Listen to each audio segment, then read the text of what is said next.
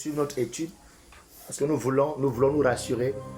Regardez, nous voulons scanner nos vies pour nous rassurer qu'il n'y a pas quelque chose quelque part. Que non, ce serait peut-être ça là qui bloque.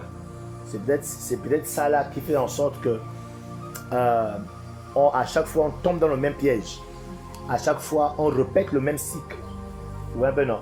Tu commences une relation, après c'est le même cycle. Tu commences un travail, c'est le même cycle. Tu commences ici, c'est le même cycle.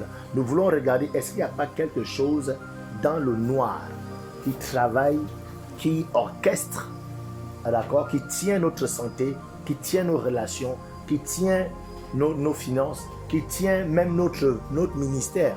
Amen. Yes. Et cette chose, nous avons dit que souvent, nous faisons des combats spirituels pour chasser les démons, pour poursuivre les esprits. C'est vrai, il faut les chasser, amen, parce qu'ils sont réels, les démons. Mais la vérité est qu'il y a une autre force invisible qu'on appelle les malédictions.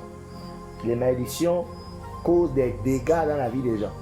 Et souvent même les démons que nous pourchassons, souvent ces démons-là s'appuient sur la présence d'une malédiction dans ta vie pour travailler. Alléluia. Yeah. Et les malédictions, ce sont des choses que les êtres humains nous avons posées. On a posé une action, bam. Hein, la loi de cause a effet, bam, et puis il y a un retour. Amen. Et c'est pourquoi c'est tellement fort. C'est pourquoi les malédictions sont plus fortes que les démons dans nos vies. Parce que une malédiction en général, elle est là de façon légitime. Parce que la Bible dit qu'une malédiction sans cause n'a point d'effet. Okay? Donc on ne peut pas te mourir et puis il n'y a rien, tu n'as rien fait. Tu n'as rien à voir avec l'affaire et puis tu me dis non. Quand il y a une malédiction, c'est qu'assurément la malédiction a un droit légal d'être là. C'est pourquoi elle est difficile de quitter ta vie. Amen. Yes. Et nous sommes donc en train d'expliquer que l'une des choses qui relâche, qui relâche les malédictions dans la vie des gens, dans les familles, c'est ce qu'on appelle les autels. C'est-à-dire, les gens sont allés consulter des forces invisibles parce qu'ils avaient besoin de recevoir certains pouvoirs. Ils avaient besoin de recevoir certaines énergies pour accomplir telle ou telle chose. Et ils sont allés dans la forêt, ils sont allés sous la mer, dans les eaux, dans un coin quelque part. Et on leur a dit, tu dis ça. Et puis boum, quelque chose va t'apparaître. Et puis n'aie pas peur, ne fuis pas, ne ferme pas les yeux. Et si tu bouges mal, si tu tombes là-bas, tu peux mourir. Donc si tu vois ça là, ne crie pas, ne crie pas. Tu restes comme ça là et puis tu écoutes ce que la chose va te dire. Tu vois un peu, non? Et les gens, ils sont allés faire. Et quand ils ont fait ça, effectivement, ils ont reçu la force. Ils sont devenus de grands chasseurs. Ils sont devenus de grands pêcheurs. Ils sont devenus de grands hommes qui pouvaient gérer 4, 5, 10 femmes. Ils sont devenus de grands hommes qui pouvaient, dans le monde mystique, dominer les autres. Amen. Et là, l'autel là a été bâti. Et malheureusement, la Bible nous dit que lorsqu'on fait ça là, Dieu maudit toute personne qui fait ça là de génération en génération. Alléluia. Et nous sommes donc en train de voir donc la puissance des autels, la réalité des autels qui sont la source des malédictions de beaucoup de familles, de beaucoup de personnes. Et nous-mêmes, nous qui prêchons, nous sommes bien conscients que ces autels-là crient après nous, ces choses-là nous poursuivent. Alléluia. Dans Genèse chapitre 8, verset 21, nous voulons un peu évoluer. La Bible, on a lu ce verset la dernière fois. Il est écrit ceci: l'Éternel sentit une odeur agréable. Et l'Éternel dit en son cœur: je ne maudirai plus la terre à cause de l'homme, parce que les pensées du cœur de l'homme sont mauvaises dès sa jeunesse. Et je ne frapperai plus ce qui est vivant, comme je l'ai fait. Et la dernière fois qu'on a lu, au verset 20, il dit ceci: Noé bâtit un autel à l'Éternel. Il prit toutes les bêtes pures et les oiseaux et tout. Il a fait un spectacle étrange. Il a pris les animaux, il les a déposés là et il les a brûlés vivants. C'est ce qu'on appelle l'holocauste. C'est-à-dire il a brûlé les animaux là vivants et la fumée qui est montée, parce que lui dans son cœur, il veut donner ça à Dieu.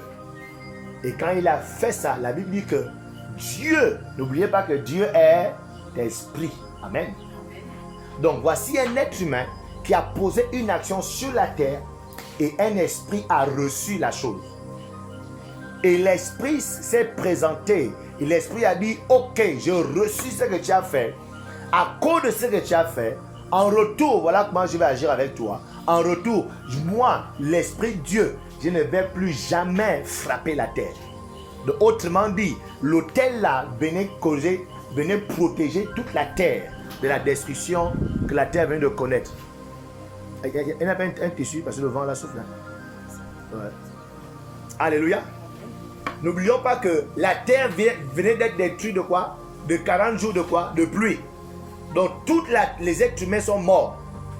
Et un homme pose une action, un esprit est venu. Moi, c'est en fait, oubliez d'abord Dieu. Dieu est un esprit. L'homme a bâti l'autel et un esprit s'est manifesté. L'esprit a dit, ok, à partir d'aujourd'hui, moi, voici l'alliance que je fais avec toi. L'alliance est que moi, je ne vais plus jamais frapper la terre. Alléluia. Amen.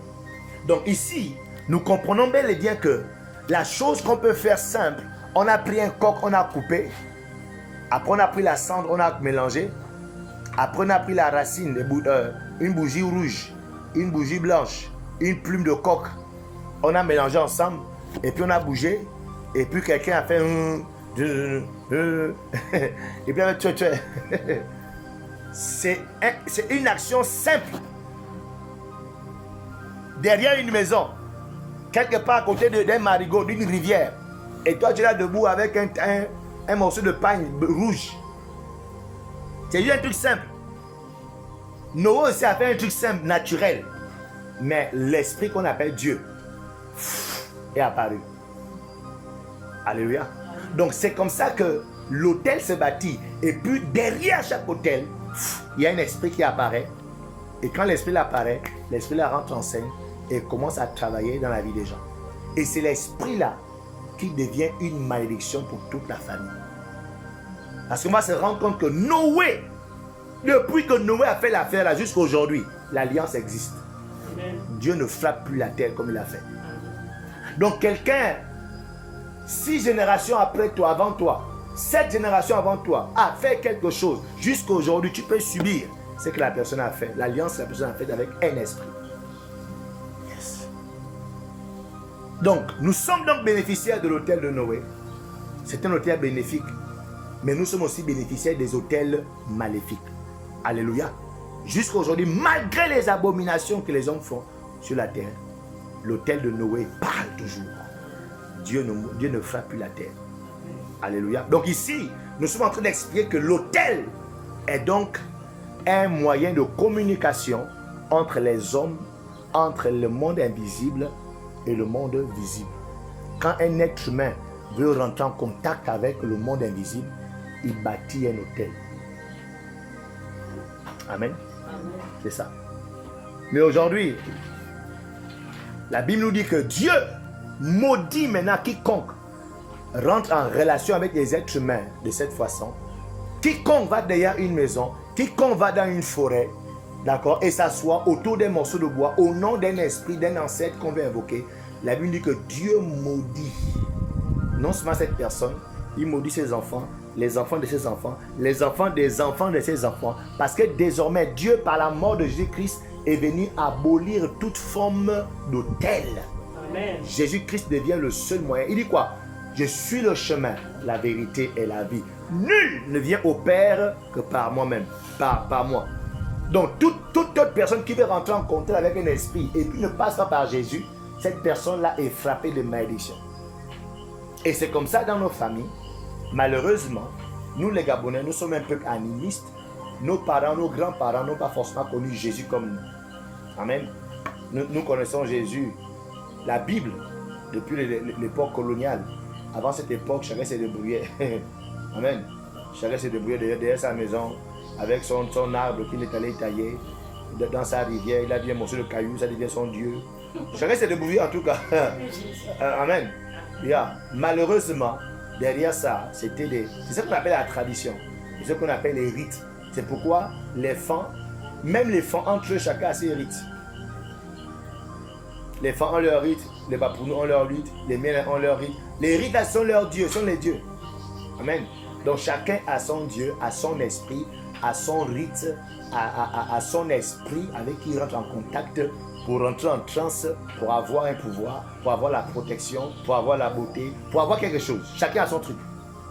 Mais en tant que chrétien, nous avons la révélation que maintenant Jésus-Christ seul.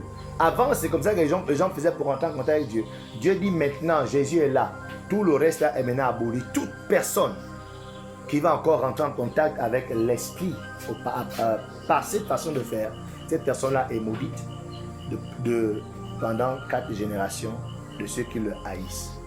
Alléluia. Donc lorsqu'on parle d'autel de famille, parce que c'est de ce qu'il est question, il s'agit ici d'une personne physique. Ok? Donc ça veut dire que dans une famille, un individu peut être un autel. C'est-à-dire quoi? C'est au travers de lui que les esprits rentrent dans la famille.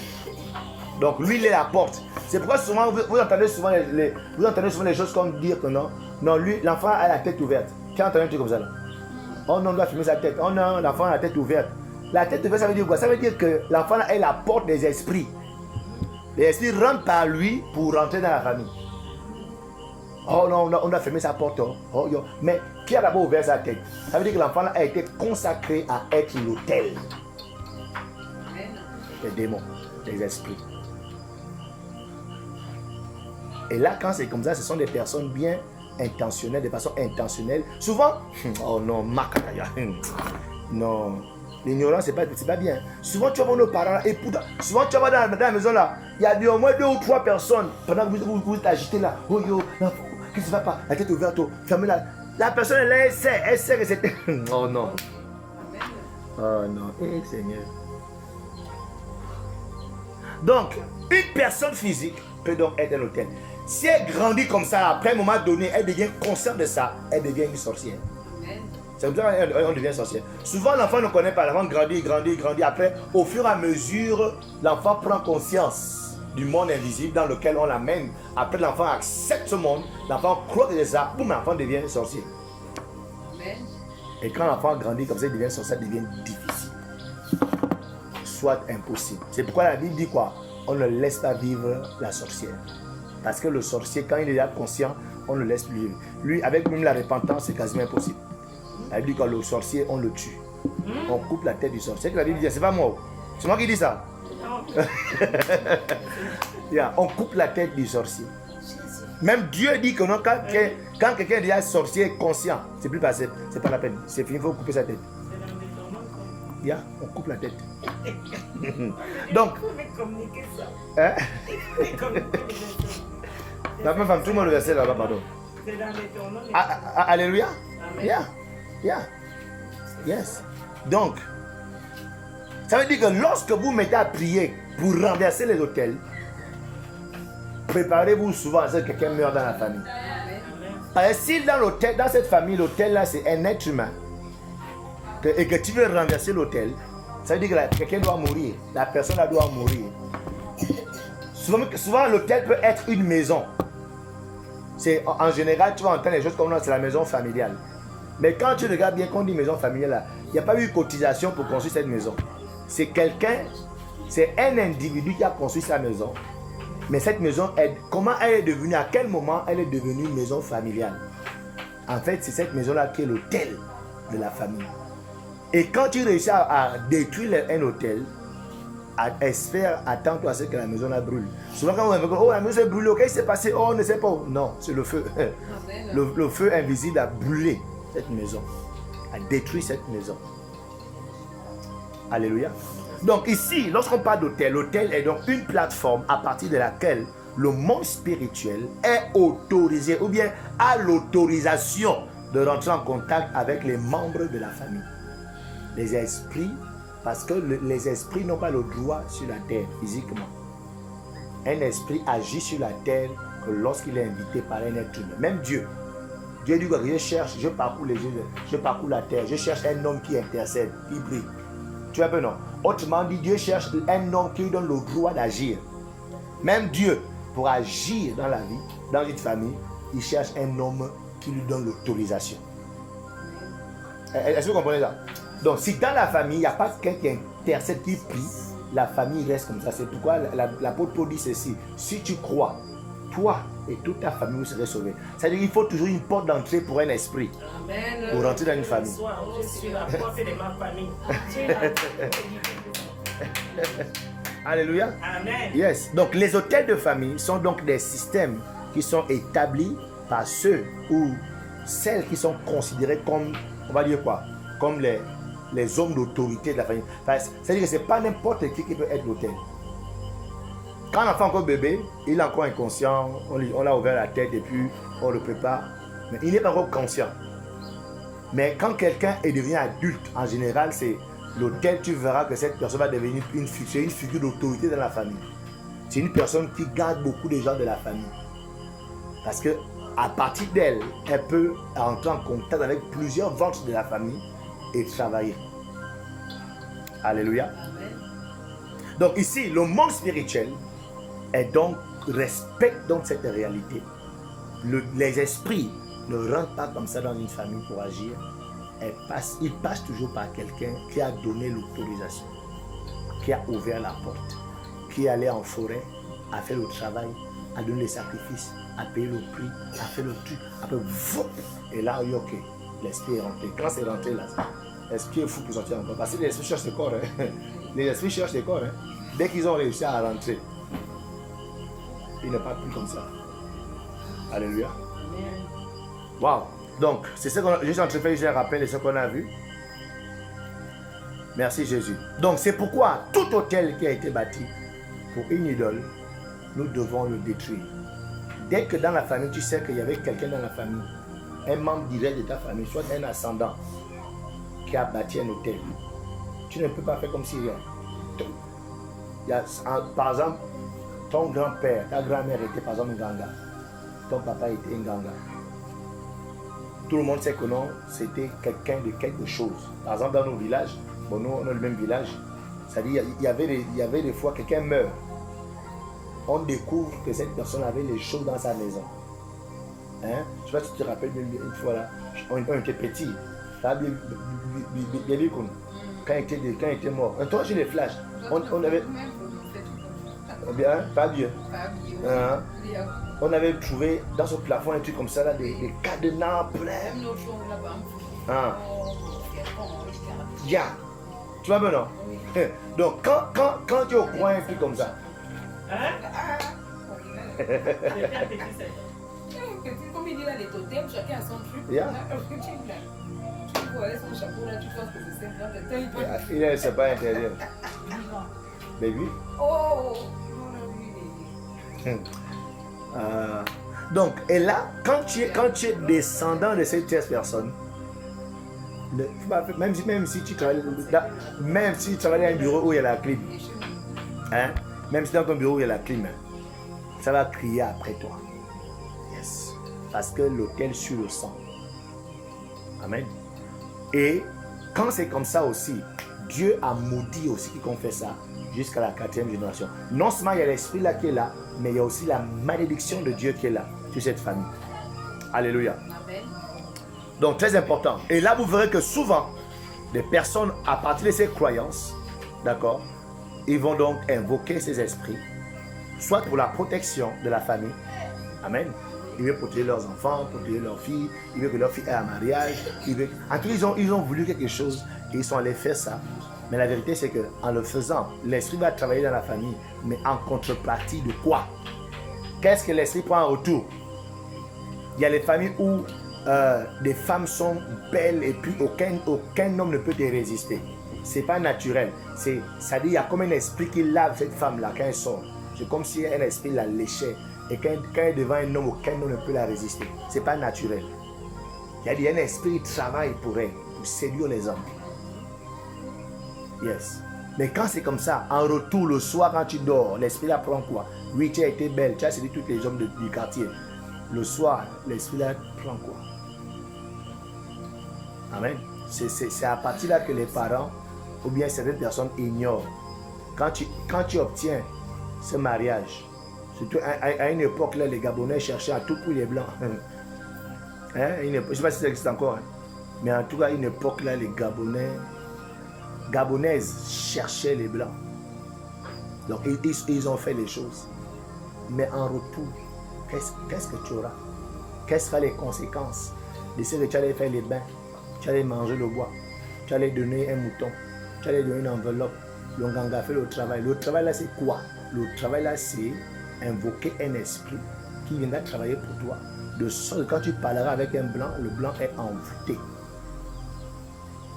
La dernière fois, le pasteur, un de nos pasteurs là-bas au charbonnage, elle expliquait comment elle vient du Sénégal, qu'il y a un Français, il est venu pour le travail ou bien pour les vacances, comme ça là. Dès qu'il vient, il est tombé sur une jeune Sénégalaise. Son père est marabout, grand marabout. Et le père a fait le travail sur le blanc. Le blanc a oublié d'où il vient. Donc il est persuadé qu'il est sénégalais et que toute sa vie c'est au Sénégal. Donc toute sa richesse qu'il avait en Europe, il a tout amené au Sénégal. Il ne sait plus d'où il vient. Oui, vous avez réussi à hypnotiser le monsieur là. Mais en retour, qu'est-ce que l'esprit va prendre de génération en génération? Et quelles sont les retombées de cette malédiction là dans vos enfants, vos petits-enfants, vos arrière-petits-enfants? Alléluia. Donc comprenons que ici, derrière cette habileté, ces capacités, ces pouvoirs que l'esprit vous donne pour guérir. Parce qu'il y a des gens, oh non, il est ganga, elle quand elle va en brousse, elle trouve la feuille pour te guérir. Oui, elle trouve la feuille par quelle révélation? Quel esprit qui donne la feuille? Comment elle réussit à avoir le pouvoir de détecter la feuille ou la racine? Quand elle t'amène ça là et qu'elle te donne, tu es guéri. L'esprit qui donne ce pouvoir là, elle prend quoi en retour? Ou bien il prend quoi en retour? Dans sa vie, il prend quoi en retour dans la famille? Qu'est-ce que l'esprit prend en retour? Alléluia. Yes. C'est ce qui est important à comprendre ici. Donc, c'est ce que les parents ignorent. C'est ce que nous ignorons lorsque nous sommes accablés par la vie, accablés parce qu'à tout prix, je veux un homme, à tout prix, je veux un travail, à tout prix, je veux un enfant, à tout prix, je veux telle ou telle chose, alors je vais aller faire ce qu'on m'a demandé de faire là, dans la forêt. Oui, certainement tu auras ça. Mais dans 5 ans, dans 10 ans, dans 20 ans, parce que l'esprit ne vieillit pas, l'alliance ne s'arrête pas comme ça. Quelles seront les retombées pour toi? Toi encore, tu peux mourir dans la gloire. Comme non, ton truc paye et puis tu es en 2 avions, tu glosses comme on dit, après tu meurs. Mais tu as laissé les gens, tu as laissé les enfants, tu as laissé les petits-enfants. Est-ce que vous comprenez ce que j'explique?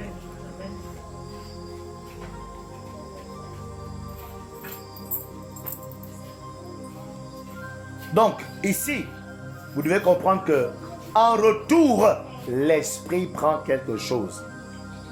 Dis à ton voisin, l'esprit prend quelque chose. L'esprit prend quelque chose. Yeah.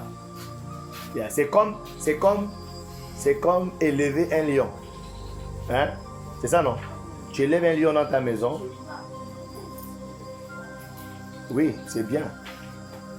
Mais rassure-toi d'avoir toujours la viande fraîche. Est-ce que vous comprenez? Rassure-toi d'avoir toujours la viande fraîche.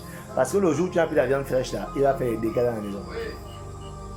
Quand tu as une chose comme ça, là, que dans la famille, tout le monde commence à mourir. Oh yo, qu'est-ce qui se passe? Parce que quelqu'un à qui on a remis le totem ne gère plus bien. Des histoires comme ça, là. Ce sont les vérités. Pourquoi? Parce que la personne, là, ne donne plus. C'est pourquoi vous allez souvent voir dans la famille, c'est le ventre de X, par exemple, où les enfants sont les petits maudits. C'est le ventre de X, par exemple. Il y a des familles où, de façon intentionnelle, la personne a dit non, mon 3e enfant, je te donne l'utérus de mon 3e enfant. Ça veut dire quoi? Aucun enfant ne sortira du ventre de ma 3e fille. L'enfant naît, mais elle a tout en place, mais elle n'arrive pas à enfanter. Pourquoi? Dès qu'il y a un truc, l'enfant passe. Dès qu'il y a un truc, l'enfant passe. Dès qu'il y a un truc, l'enfant passe. Pourquoi? Parce que dans les clauses de l'alliance, il avait été dit que l'esprit va se nourrir de ce qui sortira de toi. Elles sont ensemble. Mais heureusement que nous sommes en Christ. Amen. Amen. Et que tout contrat, peu importe qui a fait le contrat, peu importe la légitimité de la personne qui a fait le contrat, nous sommes en Christ. Et le sang de Christ nous a rachetés de tout contrat. Amen. Donc je voudrais donc nous enseigner pour comprendre que, écoutez, ne banalisons pas ces choses sont réelles. Donc pour que nous puissions nous délivrer de ces choses définitivement, on doit être conscient de ça. 2, et nous devons apprendre à revendiquer notre liberté. Réclamer notre liberté en Christ. Refuser l'appartenance à ces alliances-là. Et parce que nous appartenons désormais à l'alliance de l'agneau de Dieu, l'autel de l'agneau de Dieu. Donc, tout lieu où il y a ton nom, où il y a ton sang, je déclare que ton nom est retiré de toute alliance au nom de Jésus. Je dis le nom de tes enfants sont retirés de ces autels. Au nom puissant de Jésus, j'annule toute ordonnance. Toute ordonnance établie sur ta vie est annulée au nom de Jésus-Christ de Nazareth. Que tout ce qui t'a été pris dans cet hôtel, sur cet hôtel, je proclame la restitution. Je proclame la restitution de tes finances, la restitution de tes enfants, la restitution de ton travail, la restitution de ton mariage, la restitution de tes affaires, la restitution de ta vie est restituée au nom de Jésus-Christ de Nazareth.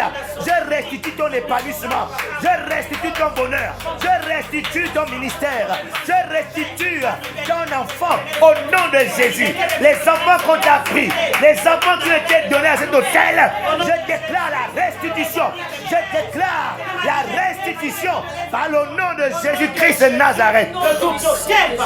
Alléluia. Alléluia. Yes. Que ta santé soit restituée. Yes. C'est-à-dire tu es là, mais il y a... Non. Ah, c'est pas possible. Il y a même les gens... Souvent, quand les gens qui disent que non, là, c'est les films d'horreur ou bien c'est un blague. C'est-à-dire, il y a des avions mystiques où... Non. C'est-à-dire, le carburant, c'est ton sang. C'est-à-dire ton vrai sang. Non. Il faut que Dieu nous explique les choses. Quoi.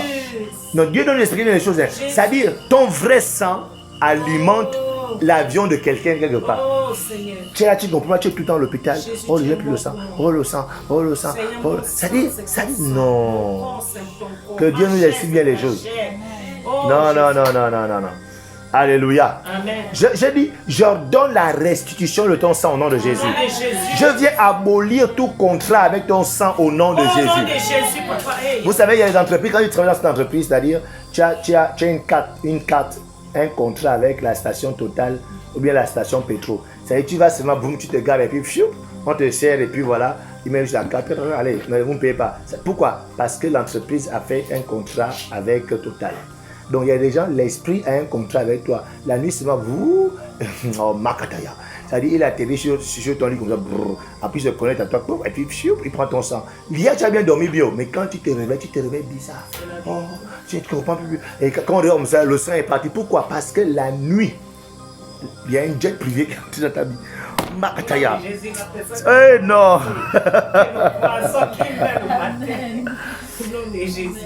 Alléluia.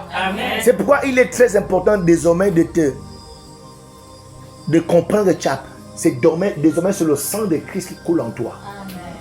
Que tous ceux qui prennent ton sang meurent. Au nom de Jésus. Dès qu'ils prennent, ils meurent directement. Est-ce qu'on est ensemble? Amen. La dernière fois avec maman, on est allé voir une femme qui revenait d'un voyage, le ventre l'a grossi. On dit, mais la dame là, elle a mangé une mauvaise personne.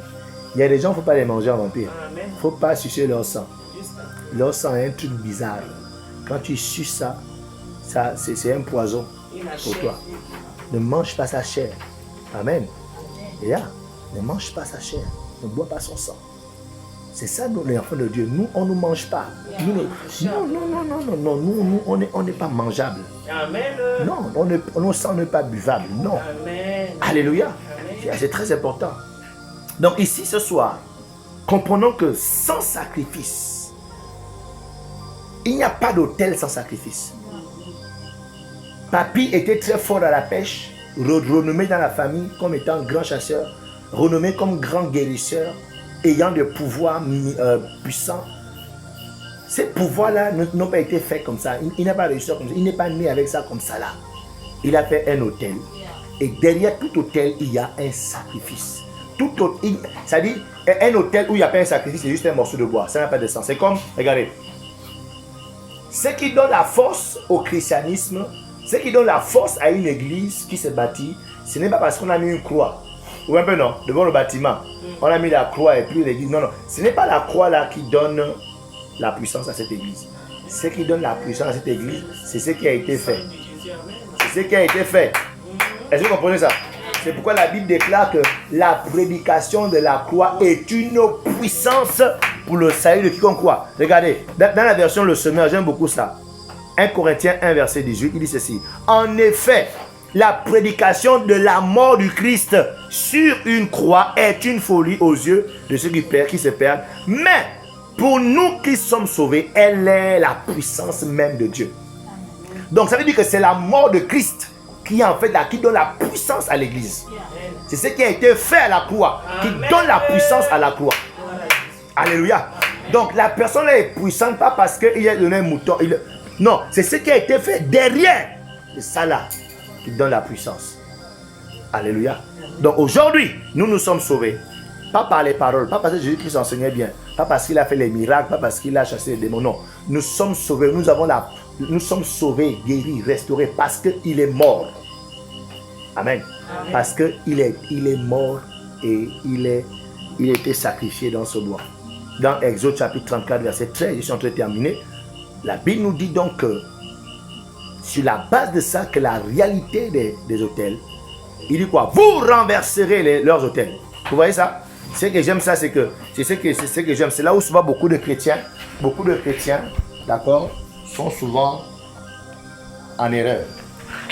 C'est-à-dire les chrétiens qui veulent juste croire que Jésus-Christ est là mort pour nous et puis c'est bon. Vous voyez un peu, non?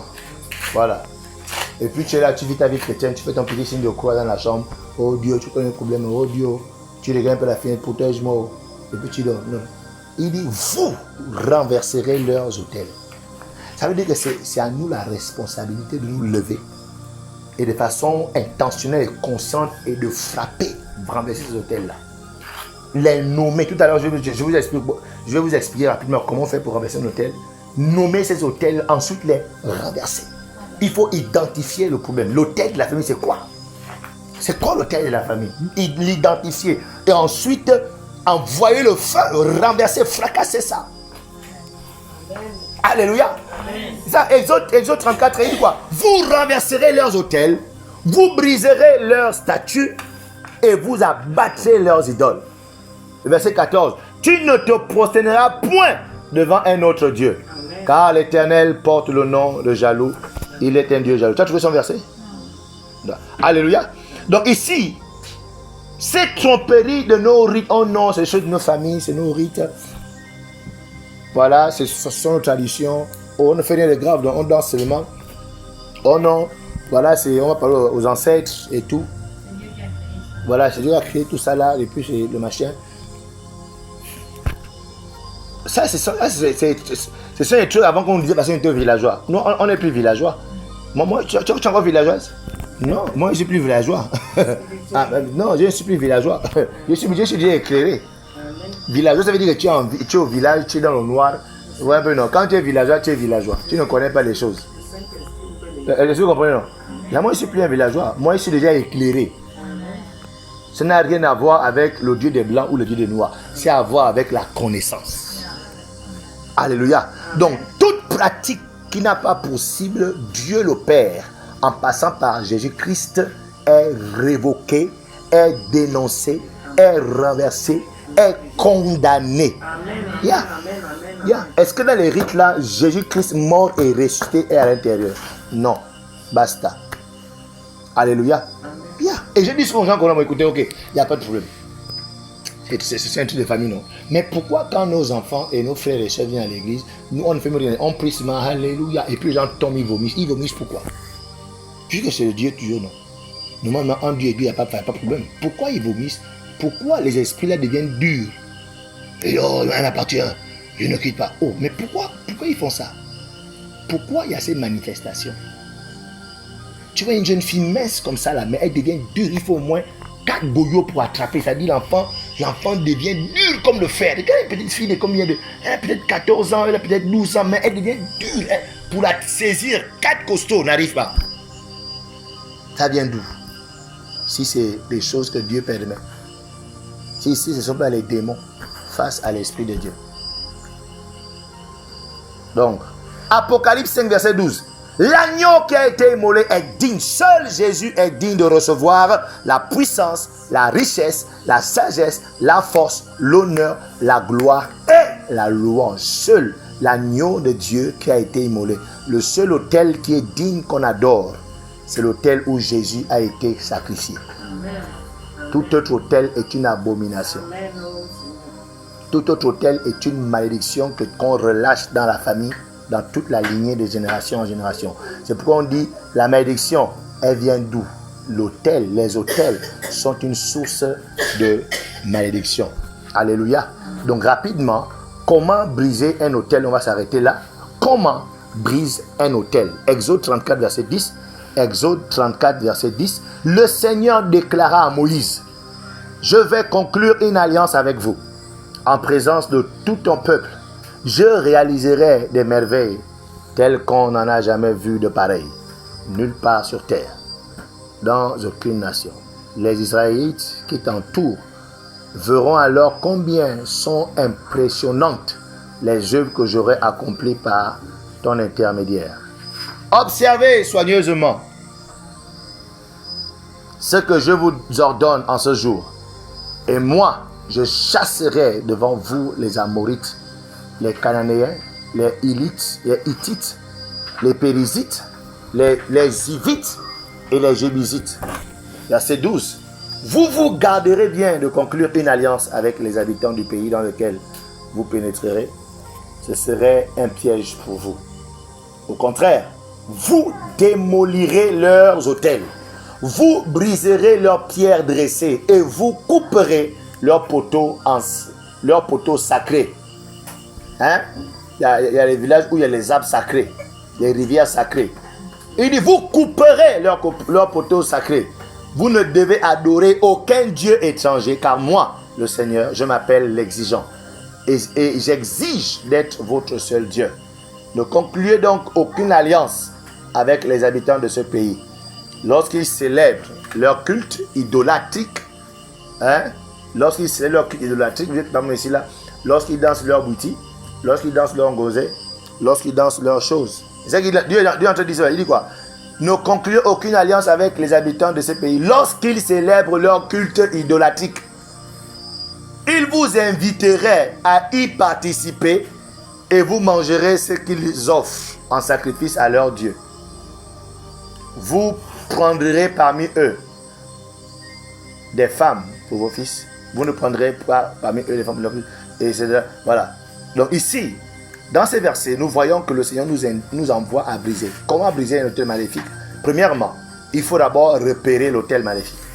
Il faut d'abord regarder dans la famille. Demande-toi dans la famille, dans le village, dans le voisinage, dans la maison.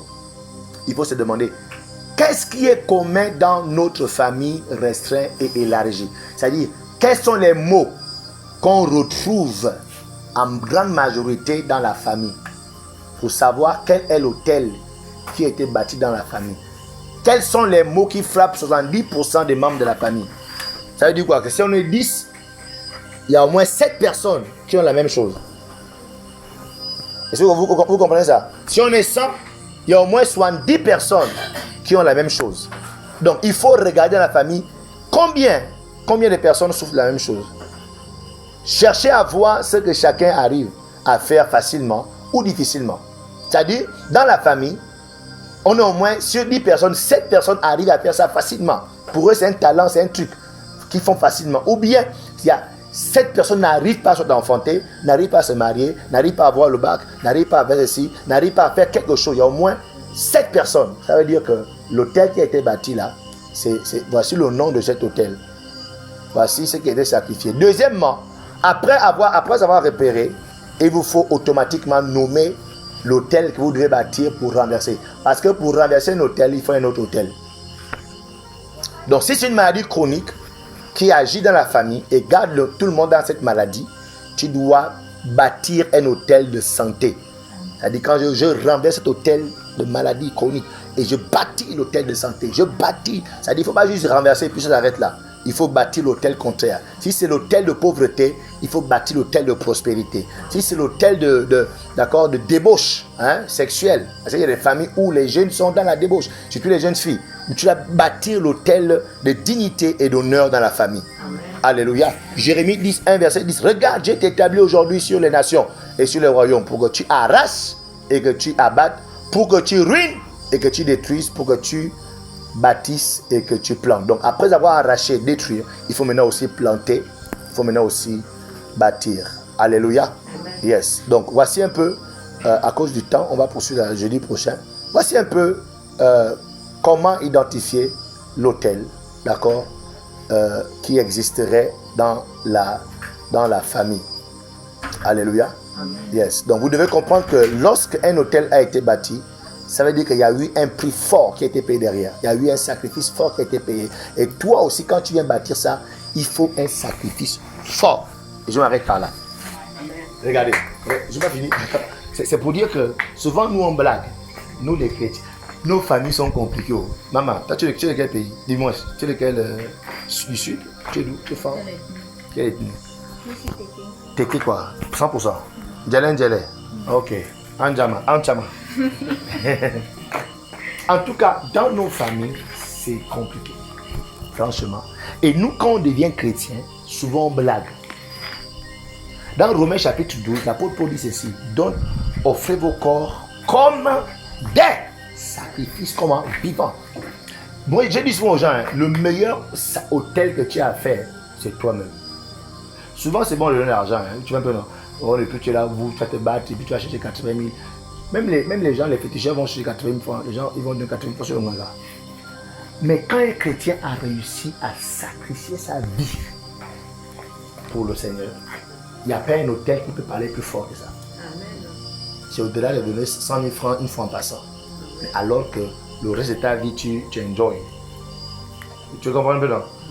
Tu enjoy, c'est-à-dire tu n'as aucune restriction, tu ne t'imposes aucune discipline, tu ne souffres en rien dans ta chair. Mais alors qu'il y a des choses qui te poursuivent, il y a des forces après toi, il y a des esprits après toi. Mais tu veux juste commencer des camps comme ça là? Non, il dit offrez vos corps comme des sacrifices vivants. C'est toi-même, tu dois te disposer à te donner au Seigneur. Quand il t'attend de moi, je m'impose cette discipline. Quoi d'autre? Je m'impose cette discipline. C'est pas facile. Personne n'a jamais dit c'est facile. Aucun sacrifice n'est facile. Aucun sacrifice n'est plaisant. C'est ça? Plaisant. Tout sacrifice, ça fait toujours mal. Alléluia. Donc voici d'où viendra la vraie puissance pour renverser. Parce que c'est un grand danger. Quand tu n'es pas très sérieux, tu blagues et tu vas aller provoquer les hôtels. Tu peux devenir fou. Si tu vas après, dans ce qui ne parle même pas. Après, il faut se mettre pression. Oh, le pasteur là, il presse bien. Ah, vraiment. Que Dieu le fortifie. Et tu t'arrêtes là, tu vois. Non? Tu vas un peu. Parce que si tu veux t'engager dans ça et toi-même tu n'es pas sérieux et que tu n'es pas prêt à te donner, t'offrir pour entrer dans cette guerre, laisse. De temps en temps, invite-moi à venir dans celui de ta chambre, bien dans ta maison. Au nom de Jésus, je me le sens. Et puis de temps en temps, tu vas un peu, non? Voilà, laisse pas 2 jours, après il revient au 3e jour. Amen. Alléluia. Amen. Voilà. Donc voici un peu ce que je voulais partager ce soir par rapport aux hôtels. Est-ce qu'on peut acclamer le Seigneur? Et voilà. Est-ce que tu peux te mettre debout un instant?